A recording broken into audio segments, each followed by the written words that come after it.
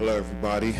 My name is Brother Camille, and I represent the Israel Church of Jesus. And the topic of my lesson today is the difference between the Lord's Sabbath, the Lord's rest day, and man's rest day. Now, we all know the Lord's rest day as being the Sabbath day, which is the seventh day of the week, which in modern day times would be Saturday. And it starts from Friday at sundown till Saturday at sundown. And now the difference with the Lord's rest day as opposed to man's rest day, usually throughout so the Lord gives you one day of rest, but in the world man gives you two, which is another example of God's mercy because he allows that to happen. And I don't know, as far as for me, that 2 days is needed sometimes. So, but one thing I notice is, and I don't believe this is a coincidence, that the Lord's rest day comes before man's rest day, because his is Saturday as to where man's is Sunday, if you're following the truth. Now the difference is with the Lord's rest day, there are certain things that you cannot do and certain things that you are obligated to do, as to where with man's rest day, you can pretty much do whatever you want to. If you want to stay at home, kick your feet up, watch TV, all that, you can do that. But the Lord's rest day is different. It has rules and it has certain obligations, certain things that the Lord requires us to do. And we'll read about that. So first I want to get off into Genesis chapter 2, verses 1, 2, 3, where it all started. And then I'll make some points off of that. So, Brother Brandon, if you would please, Genesis 2, verses 1 through 3. Thus the heavens and the earth were finished, and all the host of them. And on the seventh day God ended his work which he had made, and he rested on the seventh day from all his work which he had made. And God blessed the seventh day and sanctified it, because that in it he had rested from all his work God created and made. So now this is after the creation of the earth, when the Sabbath day was actually implemented. Okay, and it says in verse 3 that the Lord God blessed the seventh day and sanctified it. Sanctified is another word for separated or set apart, which means he made this particular day different from all the rest of the days in the week. Okay, and as we just read, this happened after the creation of the earth, which later on was also, this was also put as a commandment, which we'll read in later scriptures. But I just wanted to point it out that this was first initiated during the creation of the earth. So now we'll actually read where it was actually put as a commandment. So if you would, we'll flip over to Exodus 20 and we'll read verses 8 through 11.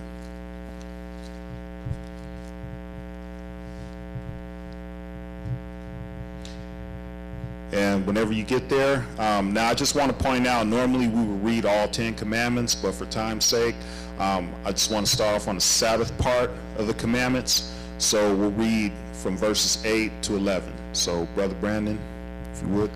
Remember the Sabbath day, to keep it holy. 6 days shalt thou labor and do all thy work. But the seventh day is the Sabbath of the Lord thy God. In it thou shalt not do any work, thou, nor thy son, nor thy daughter, thy manservant, nor thy maidservant, nor thy cattle, nor thy stranger that is within thy gates. For in 6 days the Lord made heaven and earth, the sea and all that in them is, and rested on the seventh day. Wherefore the Lord blessed the Sabbath day and hallowed it. Now, as we just read in these verses, we already learned one thing that we are supposed to do on the Sabbath day, and that is we are not supposed to work, nor thy son, nor thy daughter, thy manservant, nor thy maidservant, even our cattle, our pets, our animals are not supposed to work, nor the stranger that is within thy gates. Okay, but now this is another reason why we need to study the scriptures, because this is only one of the things that we cannot do, But there are other things that we cannot do on the Sabbath day as well that aren't exactly mentioned in this verse. And so with that being said, I want to flip over to Exodus 35, and we'll read 1 through 3.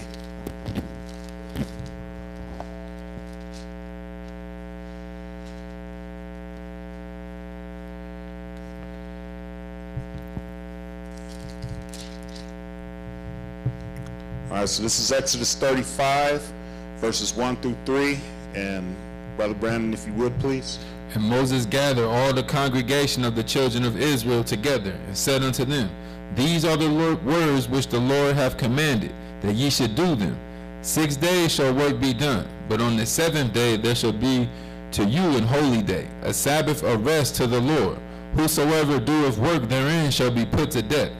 Ye shall kindle no fire throughout your habitations upon the Sabbath day. Now, the point I want to make is with verse 3. So as it reads here, it says, Ye shall kindle no fire throughout your habitations upon the Sabbath day. Now, the definition of kindle is to light or set a fire. Now, this is another thing that we cannot do on the Sabbath day that wasn't mentioned in Exodus 20. But as we read in further scriptures, in Exodus 35, it also adds something else that we're not allowed to do on the Sabbath day. This is why we have to study the Bible and not just study certain parts, because in order to get the full understanding of things, we have to read, we have to study it.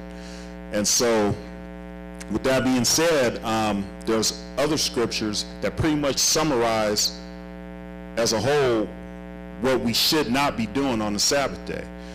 And one of those scriptures that I want to turn to, which pretty much summarizes the whole thing, is Isaiah 58 and 13.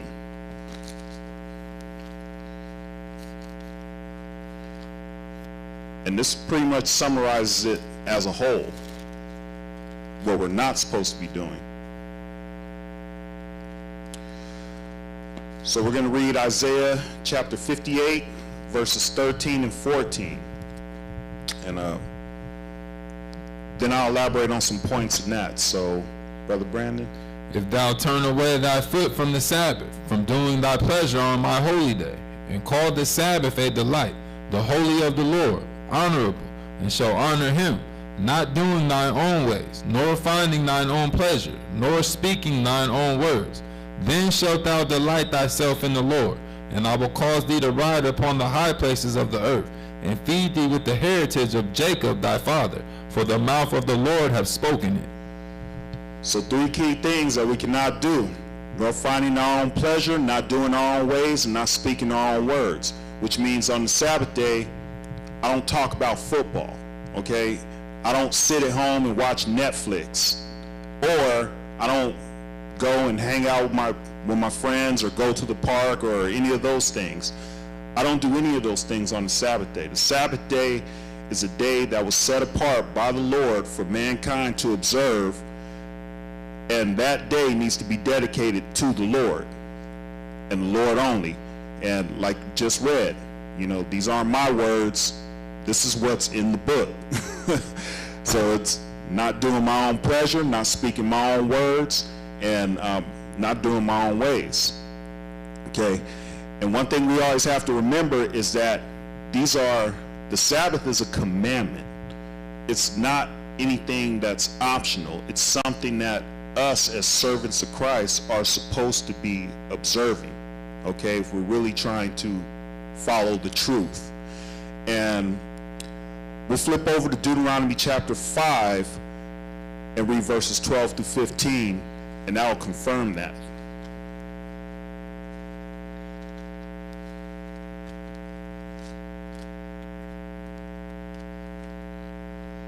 So we're going over Deuteronomy chapter 5, and we're going to read verses 12 through 15.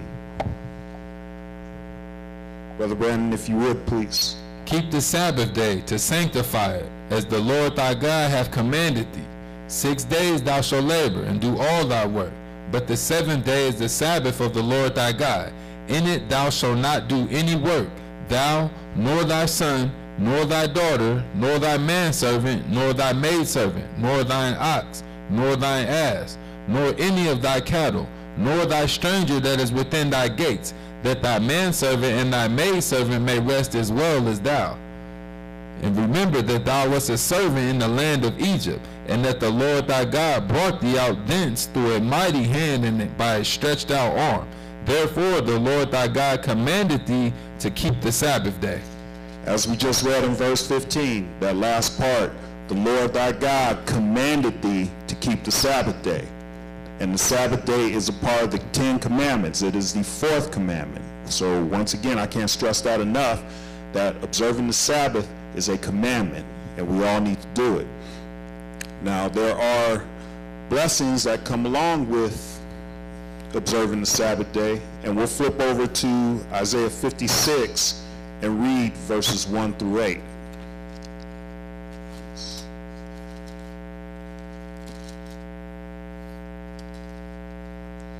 There's blessings to observing the Sabbath day, and there's also consequences, which we'll read later. But for right now, we're going to read some of the blessings, especially for those who are not Israel, if they observe the Sabbath day and keep from polluting it. And we'll read that in Isaiah 56, 1 through 8. And we get there, Brandon. Go ahead, please.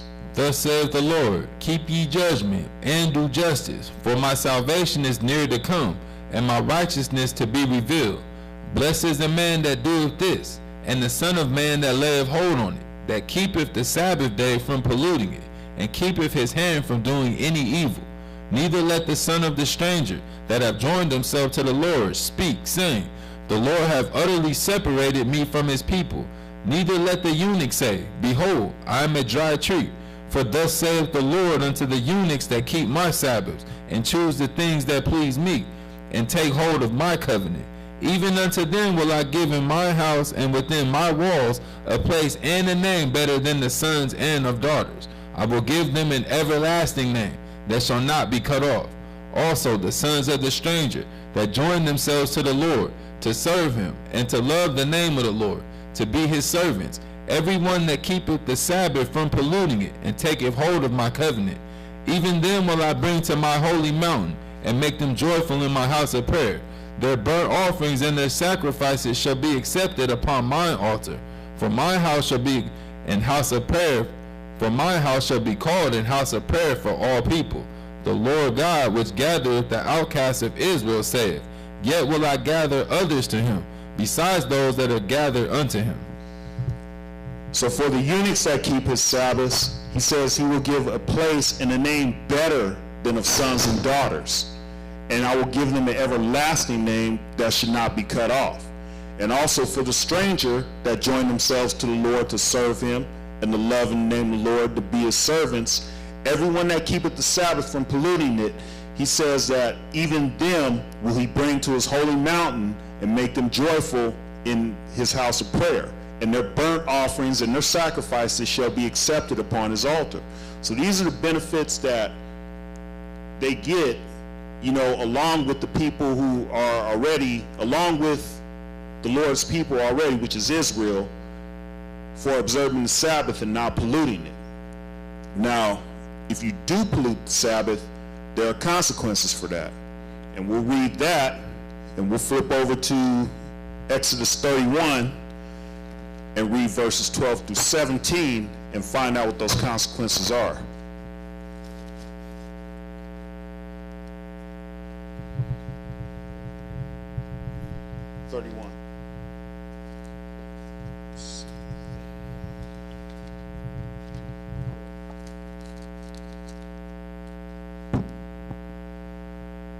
So we'll read Exodus 31, verses 12 through, verses 12 through 17. And when you get there, Brother Brandon, go ahead. And the Lord spake unto Moses, saying, speak thou also unto the children of Israel, saying, verily my Sabbaths ye shall keep, for it is a sign between me and you throughout your generations, that ye may know that I am the Lord that doth sanctify you. Ye shall keep the Sabbath therefore, for it is holy unto you. Everyone that defileth it shall surely be put to death. For whosoever doeth any work therein, that soul shall be cut off from among his people. 6 days may work be done, But in the 7th is the Sabbath of rest, holy to the Lord. Whosoever doeth any work in the Sabbath day, he shall surely be put to death. Wherefore the children of Israel shall keep the Sabbath, to observe the Sabbath throughout their generations, for a perpetual covenant. It is a sign between me and the children of Israel forever. For in 6 days the Lord made heaven and earth, and on the 7th day he rested and was refreshed. And now, throughout these scriptures, the Lord mentioned twice that anyone who defiles the Sabbath will surely be put to death. Okay? And also, I wanted to point out that he said in verse 17, it is a sign between me and the children of Israel forever. Forever means forever. And it is a perpetual covenant, which perpetual means never ending or changing.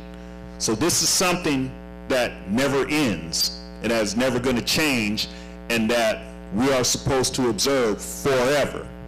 Okay? And so now I want to go to an example of a person who did not observe the Sabbath the way they were supposed to, and what happened to that person. And with that, we'll flip over to Numbers 15 and read verses 32 to 36.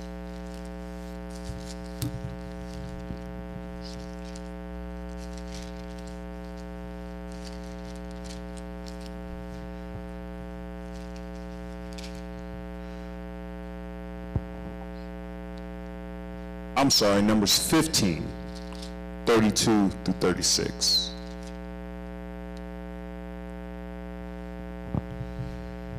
And when you get there, Brother Brandon, if you would, please. And while the children of Israel were in the wilderness, they found a man that gathered sticks upon the Sabbath day. And they found him gathering sticks, and they that found him gathering sticks brought him unto Moses and Aaron, and unto all the congregation. And they put him in ward, because it was not declared what should be done to him. And the Lord said unto Moses, the man shall surely be put to death. All the congregation shall stone him with stones without the camp. And all the congregation brought him without the camp, and stoned him with stones. And he died, as the Lord commanded Moses. Point blank and simple, this is an exact example of what we just read in Exodus 31. Somebody who violated the Sabbath day and got stoned to death. And this is what the Lord commanded Moses to do. Just for this man picking up sticks on the Sabbath day. This is how serious we need to view the Sabbath day. This is how serious it needs to be to us, especially those of us walking in the truth. And I'll give you another example of somebody who did take it seriously and what he said to people that were around him who didn't. And with that, we'll flip over to Nehemiah Chapter 13 and read verses 15 through 22.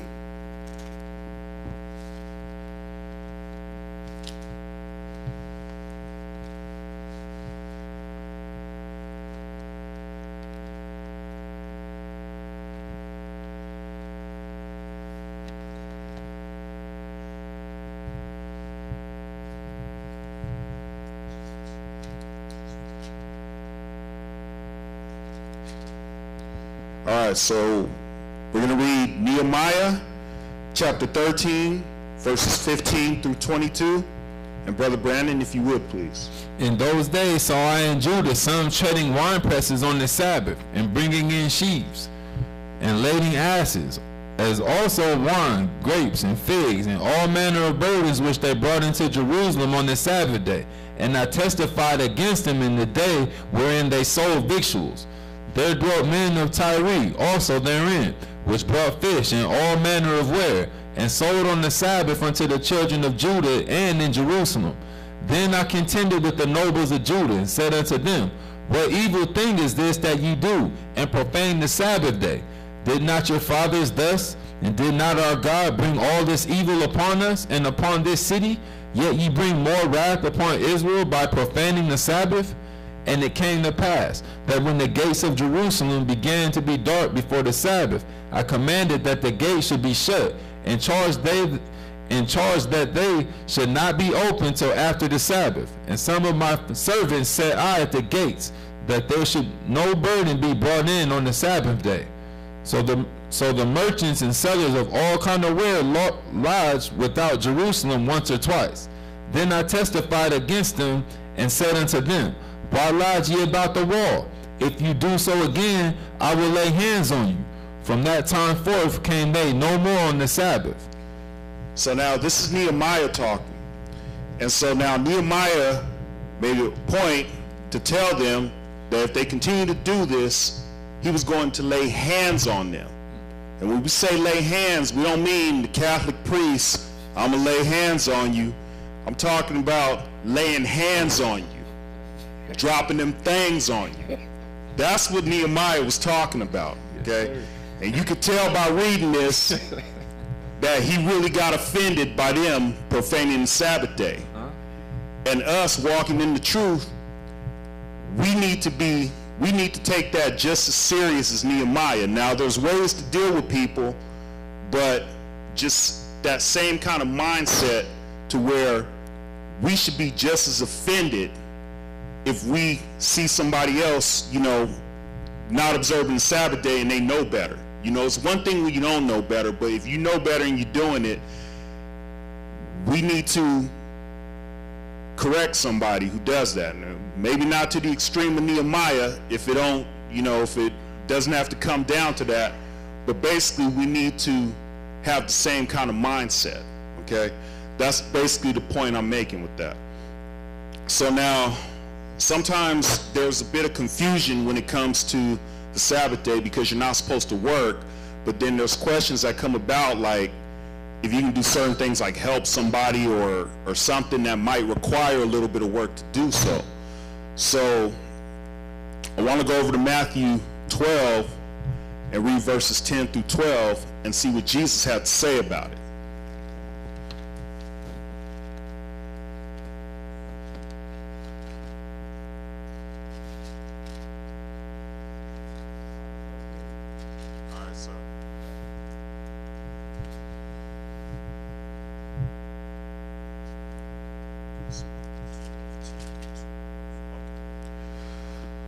Okay, so we're going to read Matthew 12, verses 10 through 12. Now, there's a whole story behind this, but I only want to go 10 through 12 just to make this certain point, and then we'll re-elaborate on the story again in Mark. But for right now, we're going to read verses 10 through 12. So, brother, if you would, please. And behold, there was a man which had his hand withered, and they asked him, saying, Is it lawful to heal on the Sabbath days? That they might accuse him. And he said unto them, What man shall there be among you that shall have one sheep, and it fall into a pit on the Sabbath day? Will he not lay hold on it and lift it out? How much then is a man better than a sheep? Wherefore it is lawful to do well on the Sabbath days. And that's the point I wanted to point out. This is coming from Jesus' own mouth. He says, Wherefore it is lawful to do well on the Sabbath day. And then he even gave him an example, like if one of their sheep fell into a pit, will he not lay hold on it and lift it out? Obviously, that's going to require some kind of work to do that.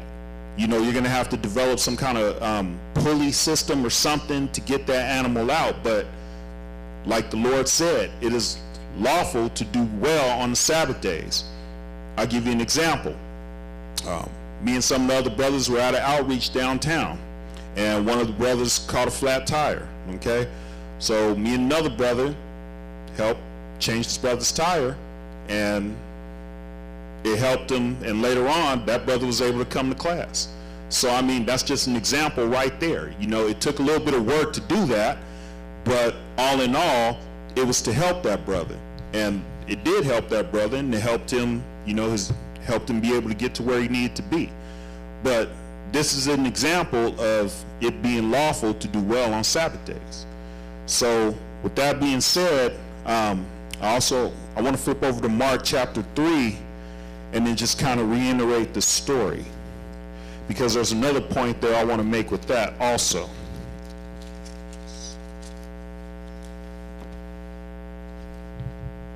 So we're going to flip over to Mark chapter 2, 23 to 28.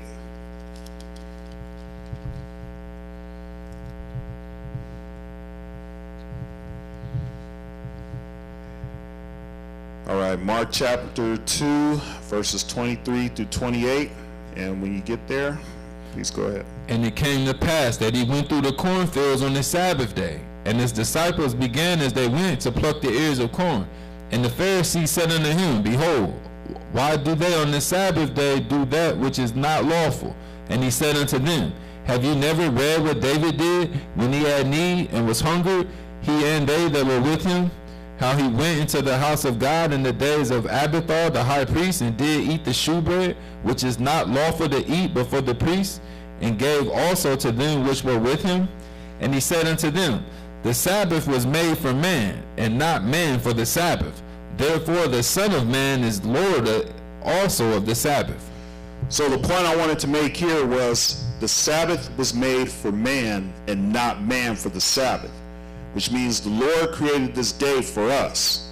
Because we got to remember, the Lord is a spirit being. He doesn't need rest.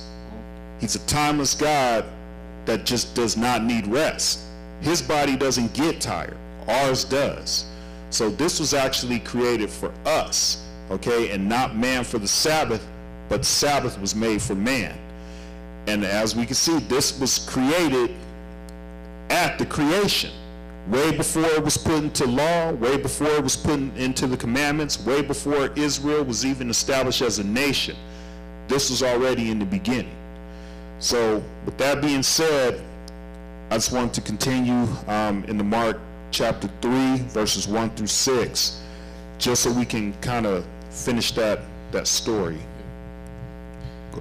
And he entered again into the synagogue, and there was a man there which had a withered hand. And they watched him, whether he would heal him on the Sabbath day, that they might accuse him. And he saith unto the man which had the withered hand, Stand forth. And he said unto them, It is lawful to do good on the Sabbath days, or to do... Let me read top of verse 4. And he saith unto them, Is it lawful to do good on the Sabbath days, or to do evil, to save life, or to kill? But they held their peace. And when he had looked around about on them with anger, being grieved for the hardness of their hearts, he saith unto the man, Stretch forth thy hand. And he stretched it out, and his hand was restored whole as the other. And the Pharisees went forth, and straightway took counsel with the Herodians against him, how they might destroy him. And now Jesus asked them this question in verse 4. Is it lawful to do good on the Sabbath days, or to do evil, to save life, or to kill? And they held their peace. Talking about the Pharisees. You see, the Pharisees, they were always trying to look for a reason to accuse Jesus or to make him look like some kind of hypocrite. So with this question, they held their peace. They couldn't say nothing else after that. And then Jesus, when he had looked round about, he looked round about on them with anger, because he was grieved because of the hardness of their hearts. And so he told the man, Stretch forth thine hand. He stretched it out, and he healed him. And because of that, the Pharisees went forth and took straightway counsel with the Herodians against him, that they might destroy him. So basically, because Jesus corrected them and put them in their place, now they want to kill him. Now they want to destroy him. You know, and so that's just an example of how the Pharisees were always trying to kind of just catch Jesus up, you know. But like he said, you know, it is lawful to do good on the Sabbath day. And so, once again, in conclusion, the Sabbath day is a day of rest for mankind, and it is a day that we are to observe, and it is a commandment of the Lord.